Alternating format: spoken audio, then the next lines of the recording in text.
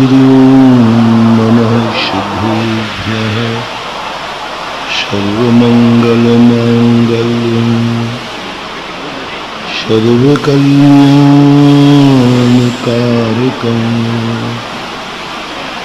प्रधानं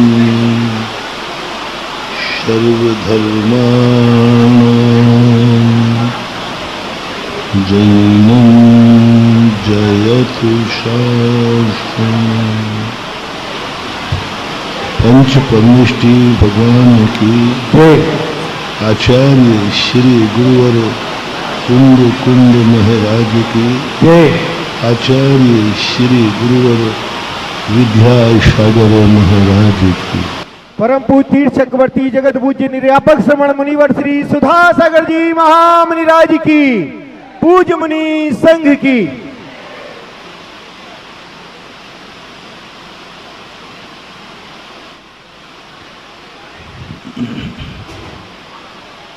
प्रसंग चल रहा है कि तुम्हें अपने आप पर कितना भरोसा है। तुम्हें जिनको अपना मानते हो उन पर कितना भरोसा है। परसों एक होमवर्क दिया था, क्या दुनिया में तुम्हें कोई ऐसा लगता है कि तुम्हारा कोई हितैषी है जो मेरा कभी अहित नहीं कर सकता, कभी भी वो मेरे विपरीत अहित का सोच ही नहीं सकता, उसके द्वारा कभी किसी का अहित हुआ ही नहीं। ऐसे व्यक्ति की खोज करना, जिस दिन हमारी ये खोज हो जाएगी उसी दिन से हमारा कल्याण का रास्ता खुल जाएगा। समंतभद्र महाराज अनादिकाल से भटकने वाली आत्मा को एक ही संदेश देते हैं कि तुम अपने आप को अभी तक अपने आप को अच्छा मानते रहे, लेकिन तुम अच्छे के फल नहीं पा पाए। तुमने अपनी दृष्टि में जो कुछ अच्छा किया उसका फल अच्छा नहीं रहा। किया तो अच्छा था लेकिन फल अच्छा नहीं मिला। सोचा तो अच्छा था लेकिन अच्छा हुआ नहीं। जैसे कोई बीमार व्यक्ति अच्छे के लिए खाता है लेकिन वो नुकसान कर जाता है। तो अपन ने कल भी और परसों भी समझा था, एक चींटी भी जो कुछ करती है अच्छे के लिए करती है और कभी वो बुरा मानती भी नहीं है कि मैं बुरा कर सकती हूँ, नेचर में ही नहीं। लेकिन बुरा होता है, उसका फल जब देखते हैं तो बुरा नजर आता है। तब व्यक्ति के मन में विचार उठते हैं कि मैंने तो अच्छा किया था, ये बुरा कैसे हो गया। तो फिर दुनिया भर के लोग सोचते हैं तुझे कोई ऊपरी बाधा है। कई ग्रस्त लोग साधुओं पर शक करते हैं। जब साधुओं को ज्यादा अंतराय आते हैं ना तो तुरंत श्रावक कहते महाराज जी आप ये सोचें, हम लोग कितना शोधन करके भोजन देते हैं, शुद्ध बनाते हैं, शोधन करते हैं, और भाव भी अच्छे रखते हैं, फिर भी महाराज को अंतराय आ जाता। और उनका कहना बिल्कुल गलत नहीं है, भक्त है, स्वप्न में भी कभी नहीं सोचता कि महाराज को अंतराय आवे, पूरा शोधन करता है। इतने शोधन के बाद, और एक एक व्यक्ति नहीं, कई बार 10-10 लोग शोधन करते हैं, उसके बाद भी अंतराय आ जाता है।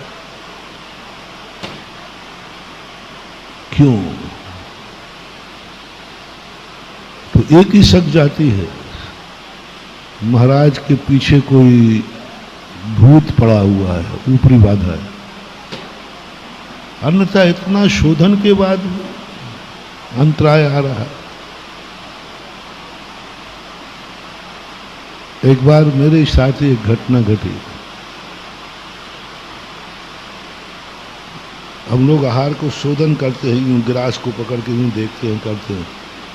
तो एक पंडित जी थे, बोले महाराज जी आप तो ऐसे देख रहे हैं जैसे हम लोग आपके कोई दुश्मन हो, आपको कोई चला करके जहर दे दिया हो या बाल का गुच्छा दे दिया हो। ऐसे देखते हैं आप लोग जैसे कि आप लोगों को इतना शक क्यों होता है? हम लोग आपके भक्त हैं, सुबह से शोध कर दे रहे हैं, अभी शोध रहे हैं, फिर भी आप लोगों को हमारे ऊपर विश्वास नहीं है। आप लोग ऐसे शोध रहे, एक एक करके शोध रहे हैं, ऐसे शोध। आखिर आप इतना विश्वास क्यों नहीं करते? हमने शोध के दिया है, आप तो लीजिए।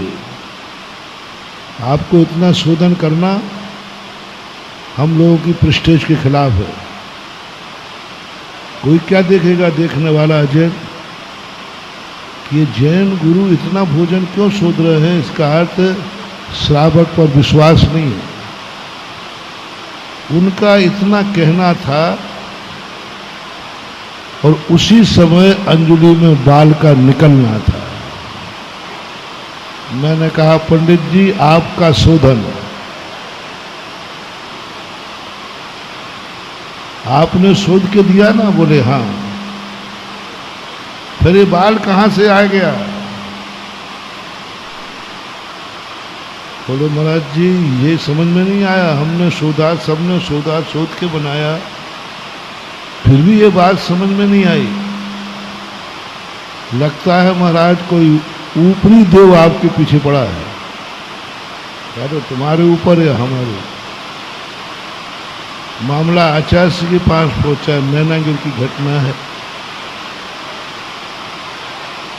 आचार्य जी ने कहा महाराज जी ऐसा कैसे होता है? तो पूज्य गुरुदेव ने कहा तुम्हारे शोधन करने का नियम है क्या? बोले नहीं। तो बस तुम आज शोधन तो करते हो, लेकिन उपयोग तुम्हारा कहीं दूसरी जगह रहता है। शोधन तो कर रहे हो, लेकिन उपयोग कहाँ है? दूसरी जगह है। इसलिए तुम देखते हुए तुम्हें बाल दिखेगा ही नहीं, क्योंकि उपयोग तो है ही नहीं। और महाराज का नियम है तो उनका उपयोग भी वही है, और जहां उपयोग होता है वहीं बाल चंद निकलता है, कोई ऊपरी बाधा नहीं है। और तुम नियम ले लो तो तुम्हें दिखने लग जाएगा।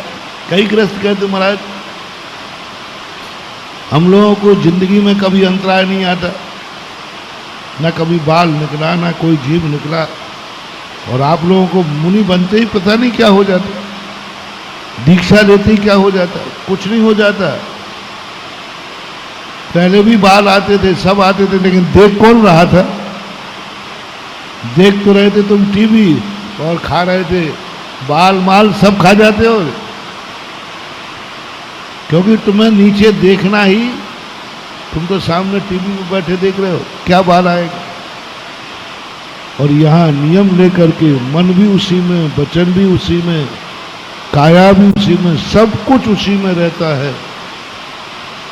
जब तक उपयोग नहीं होगा और उपयोग की एकाग्रता संकल्प से बनती है, व्रत से बनती है, हानि लाभ से बनती है। तब कहीं जाकर पता चलता है कि हाँ हमारा नियम है, तब उसको बाल दिखता है। इसलिए सारी दुनिया के अंदर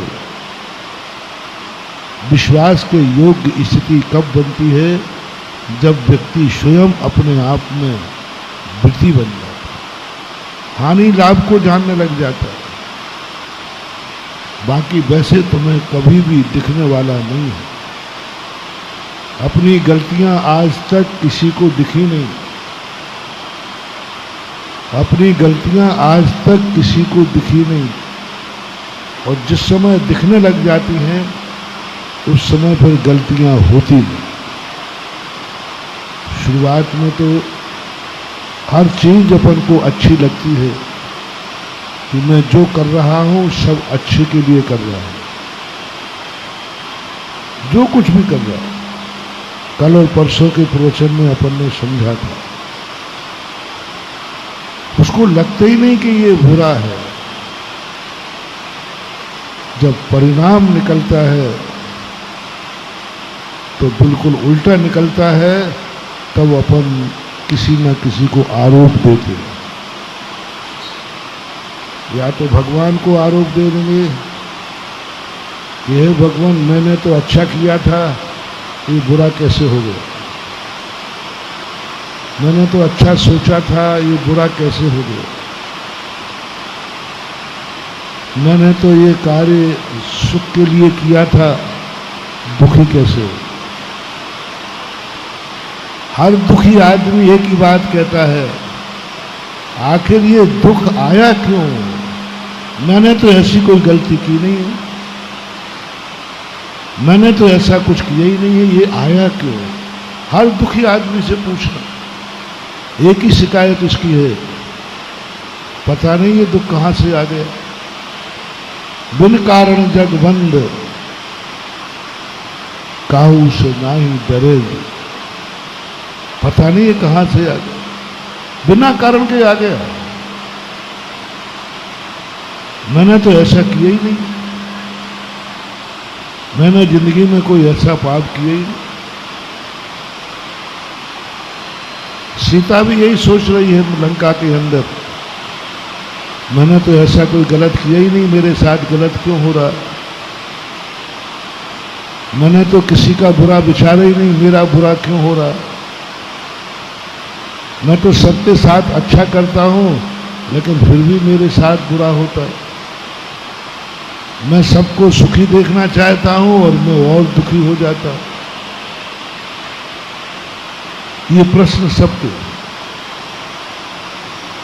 धर्म करता हूं तो उसमें उल्टा होता है, जितना जितना धर्म कर रहा हूं उतना उतना और परेशान और हो रहा हूं।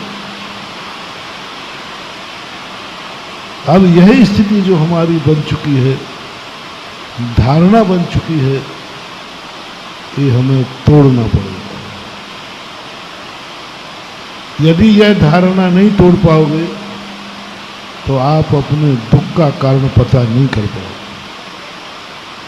आपके बुरे दिन क्यों आए हैं ये पता नहीं कर पाओगे। आप बीमार क्यों हुए हैं इसका पता नहीं कर पाओगे। आप मात आरोप प्रत्यारोप लगाते जाओगे, उसके कारण से हुआ है, उस कारण से हुआ है, उसने ऐसा कहा किया होगा, किसी ने बांध दिया होगा, किसी ने कोई नजर लगा दी होगी। अनेक उपकार आरोप लगाते लगाते मर जाओगे, कुछ भी होने वाला नहीं। और हमें दुख का पता जरूर लगाना है। अब दुख के पते के लिए हमने कहा था परसों, उस विद्यार्थी ने अपनी दृष्टि में कॉपी में सही लिखा था कि गलत लिखा था। कितने नंबर जोड़े थे उसने?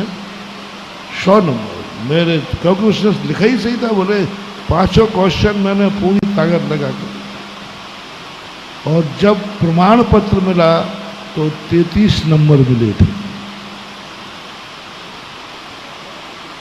कितने नंबर गायब हो गए? 67 नंबर गायब हुए। और आपने कहा था मैंने 100 नंबर का पेपर किया है, और अंदर से बोला था, ऊपर से नहीं, सही लिखा है। 67 नंबर 67 नंबर काट दिए गए। आपका आरोप किस पे है? आपने 100 नंबर की मेहनत की है, आपने 100 नंबर का पुरुषार्थ किया, आपने सब कुछ सही किया, और आपको 67 नंबर कम मिले हैं। अब आपसे पूछना चाहते हैं, ये आरोप किसको दोगे आप? मास्टर को, जांचने वाले को, अपनी किस्मत को, भगवान? सबसे पहले तो आप भगवान को ठोकोगे। भगवान आपको नारियल चढ़ा के गया था, और गुरु बीच में मिल गए तो उनको भी निपटा दोगे। गुरु महाराज आपका भी आशीर्वाद लिया था, आप कब काम आओगे? भगवान आप कब काम आओगे? आप सब, आपके हाथ में तो सब कुछ है, आप तो सृष्टि रचते हैं, उनको आप खरी खोटी सुनाओ, कब काम आओगे? मंदिरों में मात पूजा करवाने के लिए बैठे रहते हो, अभिषेक करवाने के लिए बैठे रहते हो, नमोस्तु करने के लिए बैठे रहते हो, कभी भक्तों के काम आओगे कि नहीं? एक शिकायत है भक्तों की भगवान से, इसलिए आप लोगों ने भजन बना लिया कि हे भगवान, मैं जब तेरे दरवाजे आता हूं बार बार, तो क्या तेरा फर्ज नहीं बनता है एक बार मेरे घर आने का? क्या मैं तो तेरे दरवाजे सुबह आ रहा, शाम आ रहा, तेरा एक बार भी फर्ज नहीं है कि तू मेरे घर पे आ जा? अब क्या हो बताओ, इस कलयुग में कैसे भगवान क्या करे? यानी वो भगवान के दर्शन करने आ रहा है तो काउंट कर रहा है, हम इतने बार आए, आप तो एक बार आ जाइए। मैं तेरी इतनी पूजा करता हूं, इतनी भक्ति करता हूं, तेरा फर्ज नहीं है कि भक्तों के दुख दूर करे, भक्तों की समस्याओं को दूर करे? काय का भगवान है? हाँ, पहले तो यही कहेगा भगवान, आप महान हैं तो महान आदमियों का फर्ज क्या है? करुणा निधान हो, आपको उपाधि दी गई है, आपका फर्ज क्या है? दुखियों के दुख दूर करना। उपदेश दे रहा है भगवान को, गुरुओं को। आपको मालूम, करुणा निधान बोलते हैं, दया निधान बोलते हैं, सबका सहारा बोलते हैं, तो आपका कर्तव्य होना चाहिए कि भक्तों के दुख दूर करें, उनका सहारा देवें। ये आप कर्तव्य भूल गए। फिर दूसरा कहेगा कि भगवान कुछ तो आप सोचो, आप भगवान हैं तो कुछ तो थोड़ी दया करो। और तीसरी बार वो कहेगा, काय का भगवान है तू? काय का भगवान है? काय की पूजा, काय का अभिषेक, काय का मंदिर, सब देख लिया करके, सब बेकार है, पाखंड है, कुछ नहीं।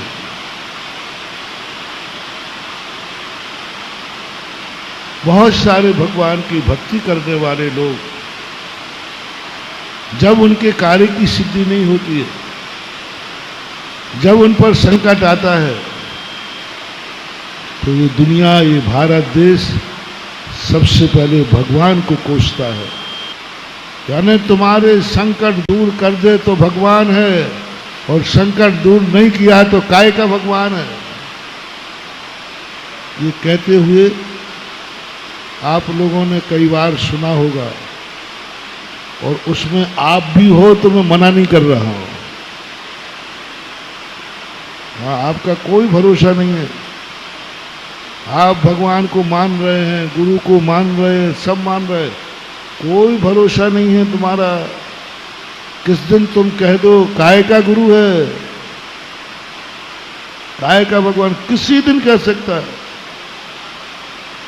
स्पष्ट कहा, इस ग्रस्त पर, संसारी प्राणी पर कभी विश्वास मत करना। ये संसार है, आज तुम्हारा है, कल वही पराया हो जाएगा। ऐसे ऐसे लोगों को मंदिर से घृणा करते हुए देखा है, जिन्होंने 10-10 साल तक अभिषेक पूजन किया, आज वो मंदिर के दर्शन करने तक नहीं आते, दर्शन करने नहीं आए। उनसे पूछा क्यों भाई, क्या बात है?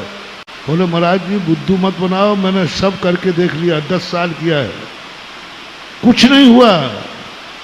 और जब से अभिषेक पूजन करना शुरू किया, तब से परेशानियां और बढ़ गई हैं। और आप कहते हो धर्म करो, आप कहते हो अभिषेक करो, आप कहते पूजा करो, आप कहते भक्तांबर पाठ पढ़ो, इससे सब ठीक हो जाएगा।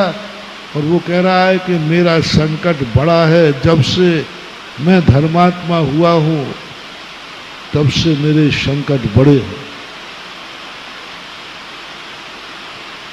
बहुत संकट बड़े, बहुत परेशान हूं। और हमारे पड़ोसी में रहता जो कभी मंदिर नहीं जाता, कोई धर्म नहीं करता, उसके देखो क्या ठाट बाट है, क्या ठाट बाट है, कितने तरीके, कितना धन है, दौलत है, सब उसकी थूथू बोलती है सब में। और वो आपको भी नहीं मानता, भगवान को भी नहीं मानता, नमोकार मंत्र भी नहीं मानता, कभी जिंदगी में अनंत चौदस को भी अभिषेक नहीं किया। अबे सामने दिख रहा है। बोलो महाराज, अब आपका क्या कहना है? मैंने कहा जो तुम कह रहे हो ना, ये कोई नई बात नहीं है, ये कोई नई बात नहीं है, ये तो हमारे शास्त्रों में भी लिखा है।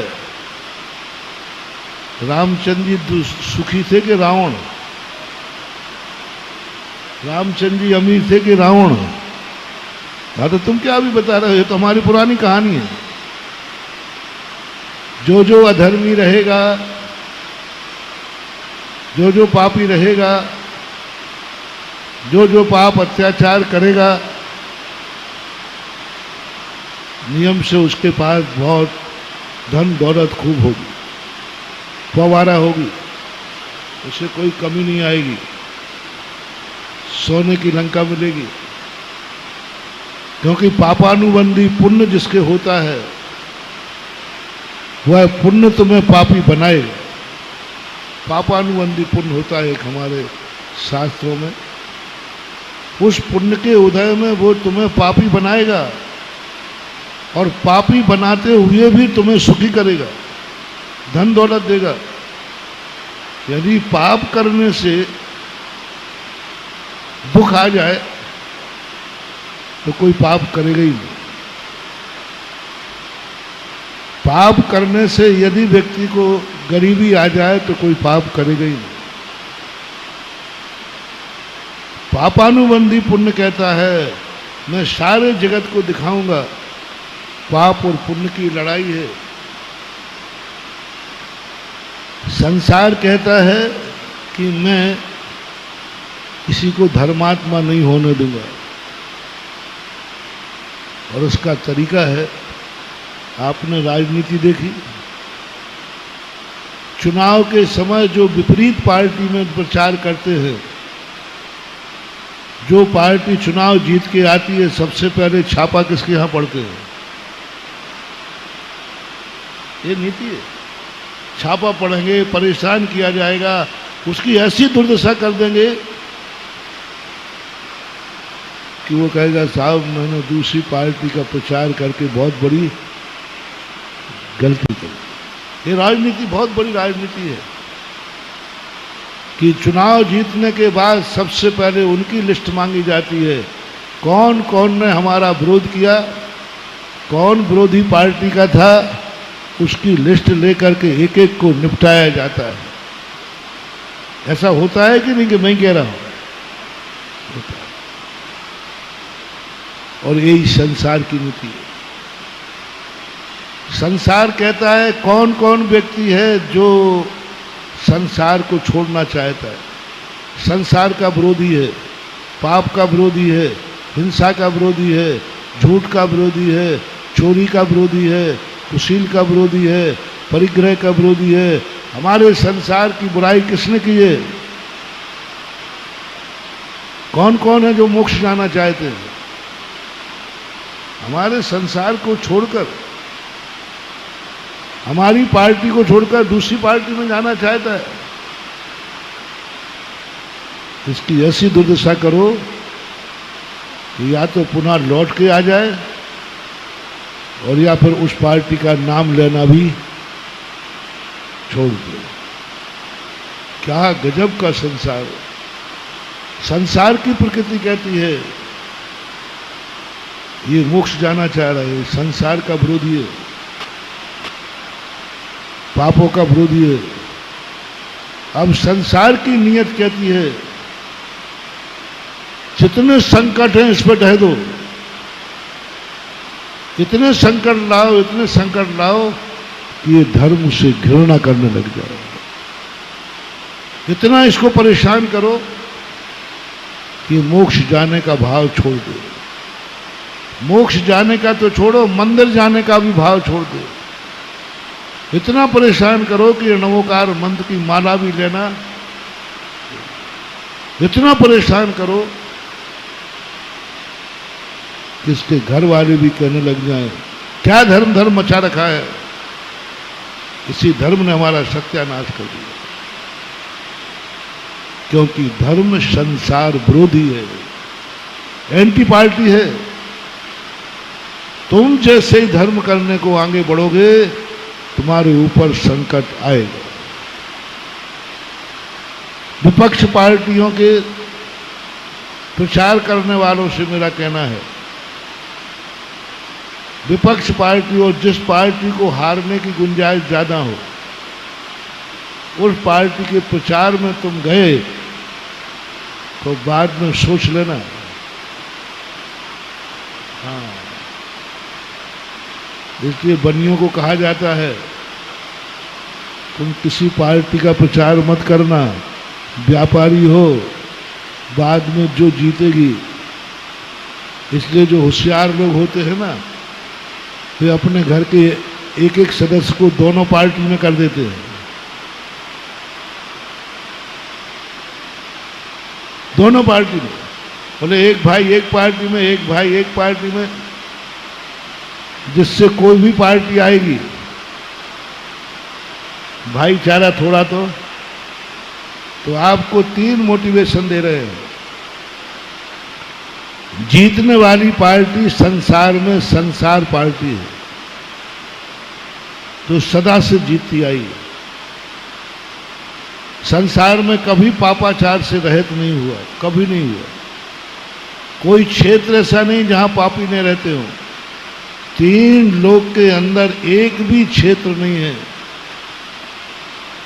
जिनसे संसार चलता है वो जीव न रहते। 3 लोक में नहीं, ठसाठस भरे सिद्धालय में भी, वहां भी अनंत अनंत जीव भरे हैं जिनसे संसार चलता है। जो पापी हैं, पाप का फल भोग रहे हैं, कोई स्थान नहीं, कोई काल नहीं है जिस काल में पापी जीव ना हो जिनसे संसार चलता है। कोई भाव नहीं है जिस भाव में कोई पापी जीव ना हो जिनसे संसार चलता है। संसार का ऐसा कोई भाव नहीं है जिससे संसार न बनता हो। जितने सांसारिक भाव हैं ये सब संसार को चलाने वाले। मजबूत पार्टी है संसार, बहुत मजबूत पार्टी है। कोई उसका आज तक कुछ बिगाड़ नहीं पाया। साधु संत भी, भगवान भी, और खास तौर से जैन साधु, जैन भगवान। अन्य दर्शन के भगवानों ने तो फिर भी थोड़ा किया है, पापियों का नाश किया है, पापियों से रहित पृथ्वी की है। लेकिन जैनी भगवान, जैन धर्म ने आज तक एक पापी को दुखी नहीं कर पाया। जैसे पापी धर्मात्मा को दुख देता है, ऐसा धर्मात्मा पापी को दुख नहीं दे पाता। जैनी के दुखों का आना, जैनी की परेशानियों का कारण सबसे बड़ा मूल सिद्धांत है। अन्य दर्शनकारों में धर्मात्मा को कोई दुख देता है तो दुख देने वाले को अभिशाप दे दिया जाता है। भगवान के भी विरुद्ध चलता है तो भगवान ही निपटा देते हैं, उसको मिटा देते हैं पाप में। लेकिन जैनियों के भगवान, जैनियों के गुरु ने आज तक किसी पापी का विनाश नहीं किया, आज तक किसी पापी को कष्ट नहीं दिया, आज तक किसी पापी का बुरा नहीं विचारा, आज तक कभी पापी पर क्रोध नहीं किया, आज तक किसी पापी को अभिशाप नहीं दिया। ये सबसे बड़ी कमी है जैन दर्शन की। इसलिए जैनी को सबसे ज्यादा संकट की संभावना बनी रहती है। जैनी हिंसा के नाम से दुश्मन की भी हिंसा नहीं करता, उसको भी बचाने का प्रयास करता। आज जैन भगवानों के पास ये गुण होता कि किसी व्यक्ति ने भी यदि जैन धर्म के ऊपर आंख उठाई, उंगली उठाई, तो उसका नाश कर दिया जाएगा। यदि ये गुण होता ना तो सारी दुनिया में आज जैन धर्म की जय जयकार हो रही होती, तू बोल रही है। क्योंकि ये संसार समझाने से नहीं मानता, ये संसार बातों से नहीं मानता, ये संसार लातों से मानता है, दंड से मानता है। किसी ने यदि जैन धर्म के प्रति आवाज उठाई, उसका नाश कर दिया जाएगा। वो दो चार का नाश कर दो, सारे जय जय गुरुदेव बोलने लग जाएंगे, जय जिनेंद्र बोलने लग जाएंगे। जो जिनेंद्र नहीं बोलेगा वो गूंगा हो जाएगा, तुरंत उसकी वाणी खत्म कर दो। बोलो कौन कौन जय जिनेंद्र नहीं बोलेगा? एक एक एक भय दिखाना है, सब जय जय बोलेंगे। और हैं ऐसे दर्शन, हैं ऐसे मानने वाले, या तो उनके धर्म को मानो नहीं तो मरो, वो मार डालेंगे। मानो जो वो कह रहे हैं, मानो जो कर रहे हैं वो करना पड़ेगा। यदि तुमने उनके प्रतिकूल आवाज उठाई, थोड़ी सी भी उठाई, कल तुम जिंदा नहीं मिलोगे। ऐसे दर्शन दुनिया में है कि नहीं? जिनके भगवान, जिनके आराध, जिनके किसी भी प्रति एक आवाज तो उठा के देखो बुराई, एक किसी पैगंबर की बुराई करके देख लो, उनके धर्म की बुराई करके देख लो, उनके फकीर की बुराई करके देख लो। रात निकालना मुश्किल है, सुबह तक जिंदा ही नहीं बचोगे। कितने कत्लेआम हो गए। एक व्यक्ति ने थोड़ी सी आवाज उठा दी थी, वो टेलर था, उसकी दुकान पे जाकर उसकी गर्दन, कुछ दिन पहले की घटना है, तक 4-5 साल पहले। ये धर्म है, ऐसे दर्शनकार हैं, ऐसे धर्म भी दुनिया में हैं। जिसके विरुद्ध तुमने आवाज उठाई, तुम्हारा नाश कर दिया जाएगा तुरंत। जिहाद ही उनका धर्म है, तुम उसके विरोध में कुछ नहीं बोल सकते।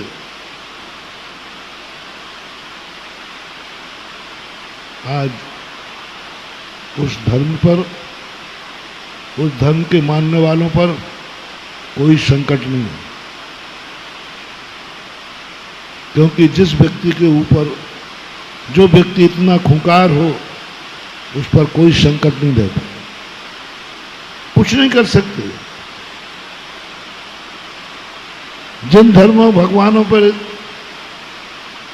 संकट लाए गए, जिसने धर्म के भगवान ने आकर उसे निपटा दिया, मार दिया। अब मात्र एक जैन दर्शन बचता है जो कभी अपने दुश्मन का भी विनाश नहीं करता। जैन धर्म की कितनी बुराई कर दो, कितनी बुराई कर दो, तो कुछ भी नहीं, सुन के रह जाएगा, सुन के कुछ भी नहीं बोलता, मौन ले लेता है। और बुराई हो रही, सामने बुराई कर रहा है। कितने लोग जैन धर्म की बुराई करते हैं। यदि जैनी उसी धर्म जैसा हो जाए कि मेरे धर्म की बुराई की तो गर्दन सुबह कटी मिलेगी, यदि सारे जैनी और सारे जैन साधु इस स्तर पर उतर आए तो मजा ले कोई जैन धर्म की बुराई कर दे, किसी की मजा लेके। बस इतना ही करना है, जिसने बुराई की उसका नाश निश्चित है। ये जहाद छोड़ दो, ये भय दिखा दो, ये दुनिया में 2-4 कांड करके दिखा दो। इसने बुराई की, सुबह जिंदा नहीं मिला, फिर उस दुनिया में तुम्हारी कोई बुराई करने वाला, ये तरीका है। तुम्हारे गुरु की कोई बुराई करे,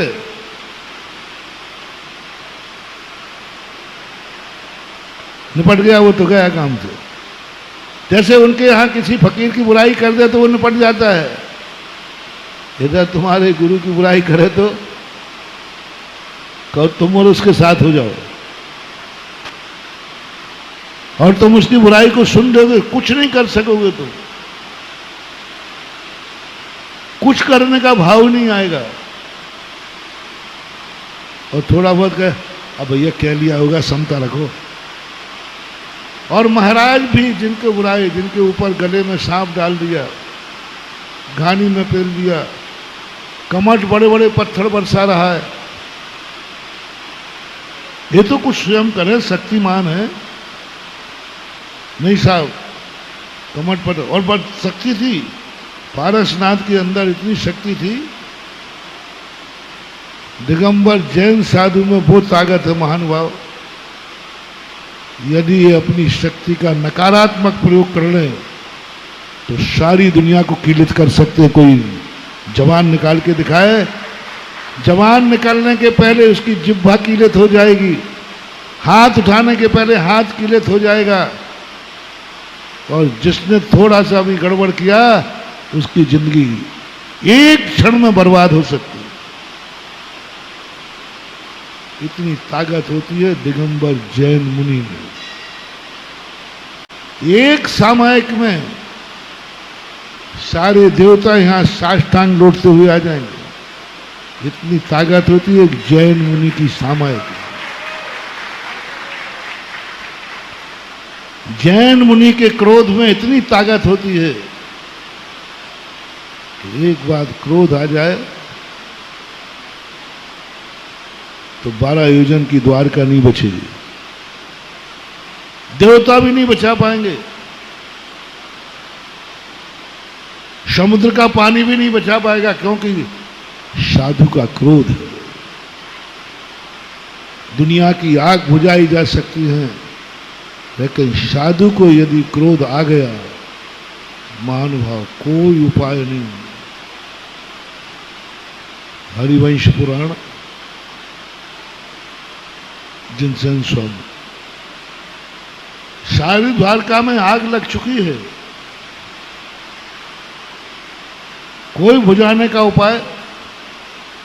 श्री कृष्ण बलराम समुद्र का पानी फेंकते हैं, और जैसे जैसे पानी डालते हैं वो आग और भड़कती है। क्या करें? आकाशवाणी होती है, नारायण बलभद्र तुम्हारा पुरुषार्थ करना व्यर्थ है, इस आग को तुम नहीं बुझा पाओगे। इस क्रोध की आग है, ये मुनिराज का क्रोध है, इसको बुझाने का आज तक दुनिया में कोई अग्निशामक यंत्र नहीं बना। सारी दुनिया की आग पानी से बुझ सकती है, लेकिन एक मुनि की क्रोध की आग को समुद्र का पानी भी नहीं बुझा सकता। आकाशवाणी होती है, जाओ तुम दोनों निकल जाओ, कोई नहीं बचा सकोगे। श्री कृष्ण कहते मम्मी पापा को तो बचा लो, वसुदेव और देवकी। आकाशवाणी कहती है वो भी नहीं बचेंगे। क्या स्थिति बनी है। श्री कृष्ण अपने माँ बाप को जलते हुए देख रहे हैं, अपनी प्रजा को जलते हुए देख रहे हैं, कुछ नहीं कर पाए, क्योंकि आग किससे लगी थी? मुनि महाराज के क्रोध से। तो मुनिराज को क्रोध क्यों आया? बोलो भाई, पहले बताओ। मुनिराज को इतना क्रोध आया, इतना क्रोध आया कि उस क्रोध से आग लगी पूरी द्वारका में, और पूरी द्वारका के त्रियंच पशु पक्षी मनुष्य सब मारे गए। दो वो लोग बचे, बलराम और श्री कृष्ण। मैं आपसे पूछता हूं, क्या महाराज को ऐसा क्रोध करना चाहिए था कि नहीं? थोड़ा जोर से बोलो, बरसात हो रही है। महाराज को करना चाहिए था कि नहीं इतना क्रोध? सबकी क्या सहमति है? महाराज देखो, अब आप नाराज मत, अच्छी बात नहीं। साधु होकर इतना क्रोध करते, साधु होकर इतना क्रोध करते, महाराज ये तो ठीक नहीं है ना। नहीं, मैं भी तुम्हारे साथ ही हूं, चिंता मत करना, मैं भी तुम्हारे साथ हूं, नहीं करना चाहिए। साधुओं को इतना क्रोध नहीं करना चाहिए। आप लोग कई बार कहते हो महाराज जी, महाराज लोगों को गुस्सा, महाराज जी देखो आप साधु में गुस्सा नहीं करना चाहिए। यदि हम किसी कठोर शब्द बोल दें ना, महाराज जी को ऐसा नहीं बोलना चाहिए। बोलो, ये चर्चाएं होती है कि नहीं भैया? बोलो ना। कभी कोई शब्द बोल दूं तो आप लोग क्या चाहते, अरे भैया देखो कुछ भी है, कैसे भी हुआ था, कुछ भी हुआ, महाराज को ऐसे शब्द नहीं। ऐसा तो महाराज को तो नहीं करना चाहिए। शब्द में एक ही चर्चा होगी, महाराज को ऐसा नहीं करना चाहिए, महाराज को ऐसा नहीं बोलना चाहिए, ये ठीक नहीं है, भाषा समिति नहीं है, महाराज को ऐसा नहीं सोचना चाहिए, इतनी गुस्सा नहीं करना चाहिए। जो नाराज है महाराज कैसे, जो महाराज है वो नाराज कैसे? तो क्या आपका वो प्रवचन होगा? कहो तुम जो मेरे ही सामने, हम मेरे ही को कहने लग जाए, महाराज जी आपको ऐसा नहीं बोला। मैंने आपकी बात सुन ली और मैं आपके साथ हूं कि महाराज को ऐसा नहीं बोलना चाहिए, महाराज को ऐसा क्रोध नहीं करना चाहिए। ओके, आपके साथ है। अब थोड़ा मेरी सुनोगे? आपकी सुन ली मैंने पूरी, आपकी पूरी सुन ली और आपके साथ हो गया। महाराज को ऐसा नहीं बोलना चाहिए, महाराज को ऐसी गुस्सा नहीं करना चाहिए, महाराज को ऐसी आग नहीं लगानी। ओके, अपन सब एक, मैं तुम्हारे साथ। अब थोड़ी मेरी बात सुनोगे कि नहीं? हाँ सुनाओ महाराज, क्या सुनाओगे आप? सुन तो लो, सुन तो लो। एक विचार करो महानुभाव, अपन सब करते हैं। करुणा निधान, जो मुनिराज इतने करुणावान कि चींटी पर भी दया करते हैं, एक चींटी को भी बचाते हैं, किसी को कभी दुख देने का भाव नहीं करते। कैसे थे दीपायमान, इतने करुणावान।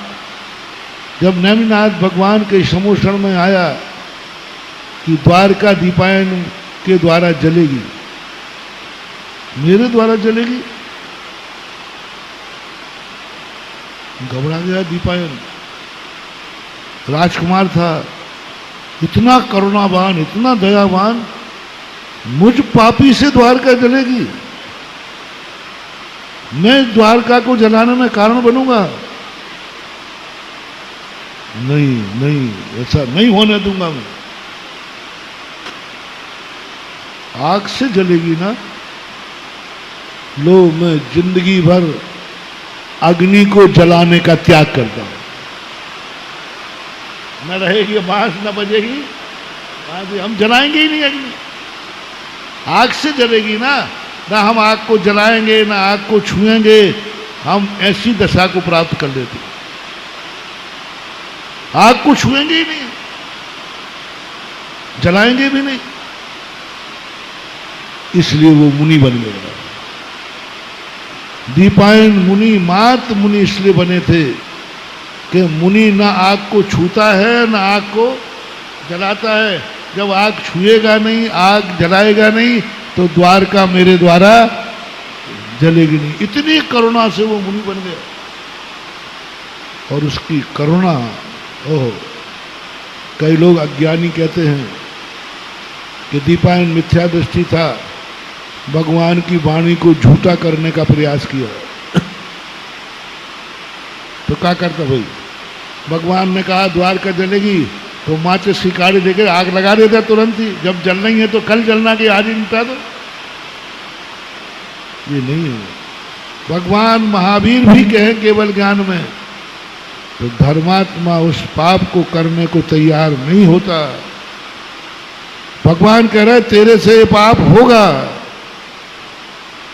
भगवान ने कह दिया, मान, मोटिवेशन दे रहा हूं।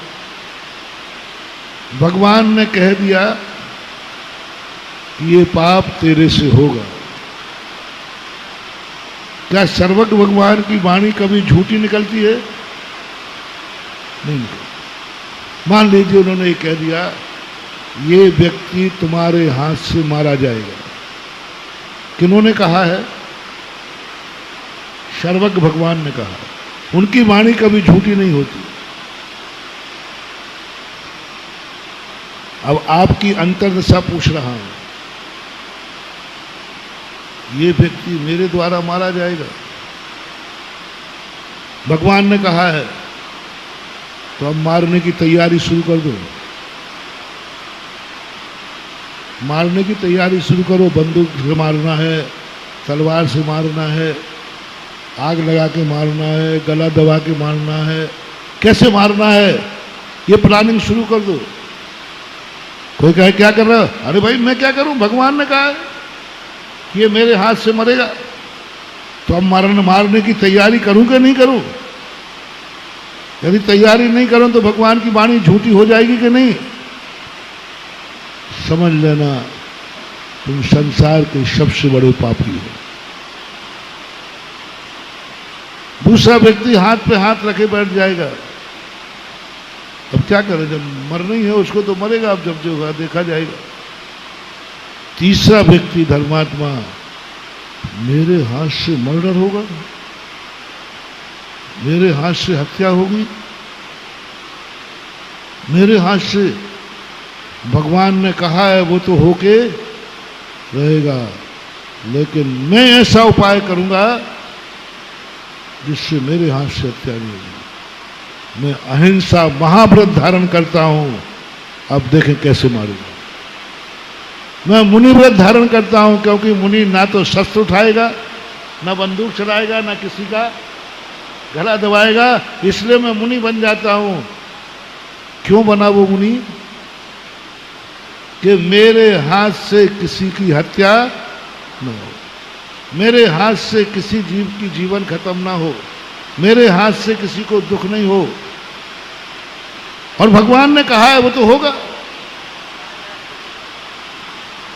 तेरे हाथ से होना है तो वो तो होके रहेगा, उसमें तो कोई फर्क पड़ने वाला नहीं।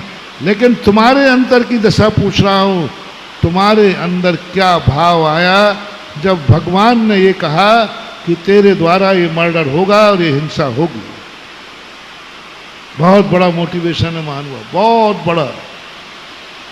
तुम्हारे अंदर क्या परिणाम आया? यदि तुम्हारी आत्मा कांप गई नहीं नहीं, मेरे द्वारा हत्या नहीं, मैं तो चींटी को नहीं मारूं, तो मनुष्य को मार दूं, और वो भी परिवार का मार दो, वो भी समाज का मार दो, वो भी किसी धर्मात्मा को मार दो। नहीं नहीं, मैं नहीं होने दूंगा ये। अंदर से करुणा जाग रही है, और भगवान की वाणी है, भगवान की वाणी को वो झूठा नहीं मान रहा है। झूठा मानता तो फिर प्रयास करते ही नहीं, बोले अरे भगवान तो बोलते रहते हैं। प्रयास करना बता रहा है, मैं मुनि व्रत धारण करता हूं, क्योंकि मुनि कभी किसी को मारते और वो मुनि बन गए। बोलो, ये भगवान की वाणी को झूठा करने का आरोप लगाया जाए या हिंसा से बचने का उपाय बताया जाए? अहिंसा परमो धर्म की बात, इसे अहिंसा अहिंसक कहा जाए या भगवान को झूठा करने वाला मिथ्या दृष्टि कहा जाए? भाव देखो उसको। अरे तू भगवान की वाणी झूठी कर रहा है। नहीं, आगम कहता है कि हिंसा के बचने के लिए यदि आगम भी झूठा करना पड़े तो वो भी एक आगम है। सत्यमपि विपदे, यदि हिंसा से बचने के लिए हमें यदि आगम की और भगवान की वाणी की भी आज्ञा का उल्लंघन करना पड़े तो कर दो, आप अधर्मी नहीं कहलाओ। दीपायन मुनि का कितना बड़ी करुणा, मेरे द्वारा द्वारका जलेगी, नहीं होने दूंगा, ये नहीं होने दूंगा। ऐसा परिणाम करके मुनि बन गया। इसी करुणा का परिणाम स्वरूप उनको रिद्धि प्राप्त हुई। भावलिंगी संत थे वो, क्योंकि रिद्धि भावलिंगियों को ही प्राप्त होती है, और उस भावलिंगी पने के कारण से रिद्धि प्राप्त हुई।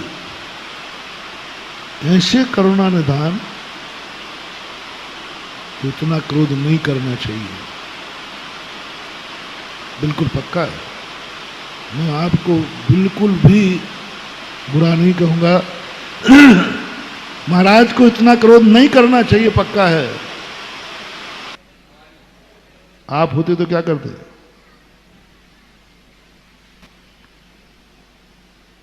आपके मकान में महाराज के क्रोध से आपके मकान में आग लगी, मान लो, लगेगी नहीं, चिंता नहीं है, घबराना नहीं भैया, मुझे इतना गुस्सा नहीं आता।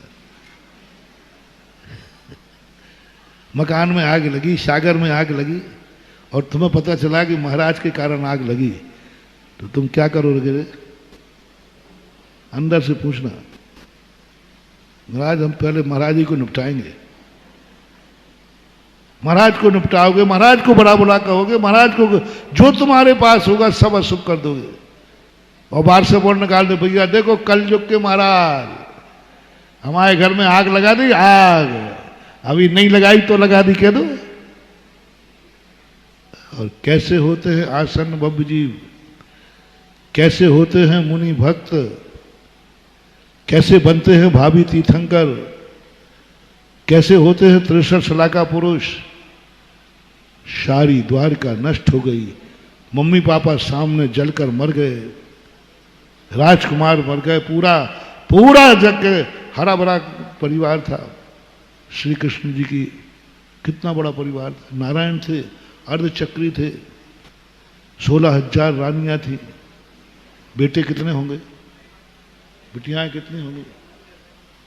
और दीपायन मुनि के क्रोध से जली द्वारका, ये जैनागम का वचन है। पर एक तो थोड़ा तो लांछन लगाएं, थोड़ा तो दोनों भाई कहें, हाँ ठीक है राजकुमारों ने गलती की है, लेकिन महाराज तो बड़े थे, उनको क्रोध, थोड़ा तो बोलो। मैंने सोचा थोड़ा एक वाक्य तो बोलेंगे कि ठीक है पूरी राजकुमार की गलती है, लेकिन महाराज को इतना क्रोध, हो गजब। दोनों भाइयों ने एक शब्द भी नहीं कहा, एक शब्द भी नहीं कहा कि महाराज ने इतना क्रोध क्यों किया, बल्कि दोनों भाई क्या चर्चा करते हैं, जंगल में बैठ करके, द्वारका से बाहर उद्यान में जाकर के बलदाऊ कहते हैं,